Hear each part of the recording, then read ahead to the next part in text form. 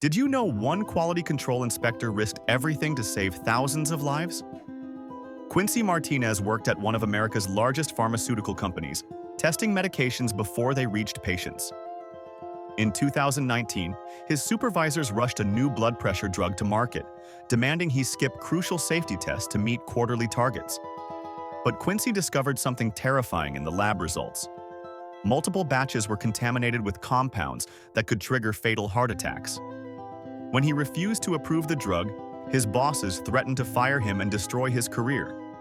They said no other pharmaceutical company would ever hire him again. Still, he made the call to the FDA and halted production immediately. Within days, he was terminated and blacklisted from the industry. For months, he faced legal intimidation and couldn't find work anywhere. Then the FDA investigation concluded the contaminated medication would have killed over 3,000 patients.